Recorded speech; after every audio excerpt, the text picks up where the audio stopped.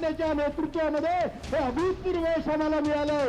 ते आमच्या सगळ्यांचे लाडके प्रदेशाध्यक्ष माननीय बावनकुळे साहेबांना मी विनंती करतो की त्यांनी आम्हाला मार्गदर्शन करावं। आपण पाहतोय या ठिकाणी भाजपचा हा जल्लोष। जय भवानी, जय जय जय जय जय भवानी। माननीय बावनकुळे साहेब,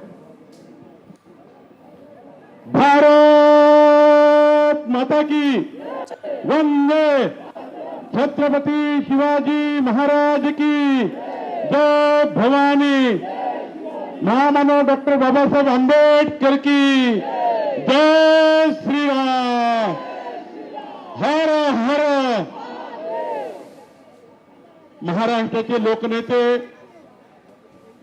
आमच्या लाडक्या बहिणीचे देवाभाऊ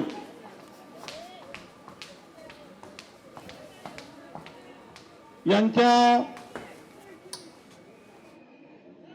संपूर्ण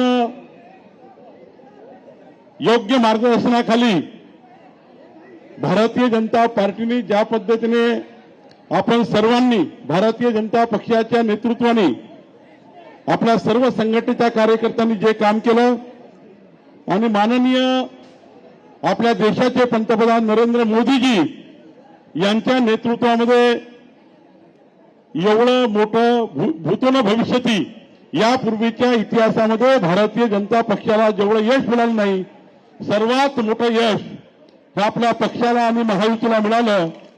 खरं तर मोदीजींच्या नेतृत्वामध्ये या ठिकाणी आपल्या महाराष्ट्राने एक नेत्रदीपक यश मिळालं, मोठा विजय मिळाला।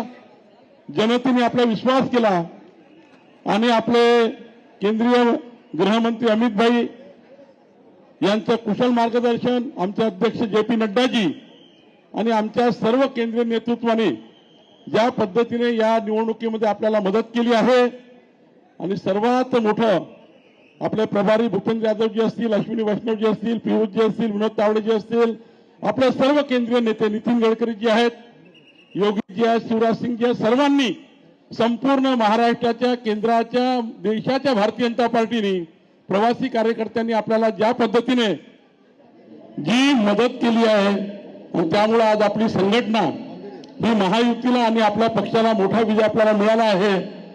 मी महाराष्ट्राचे लोकनेते देवेंद्र फडणवीसजी यांचं महाराष्ट्राच्या 14 कोटी जनतेच्या वतीने, भारतीय जनता पार्टीच्या संघटनेच्या वतीने खूप खूप अभिनंदन करतो। महाराष्ट्राच्या जनतेने जो यश दिलाय ते यश माननीय देवेंद्रजींनी 2014 ते 19 या काळात 2014 ते 19 या काळामध्ये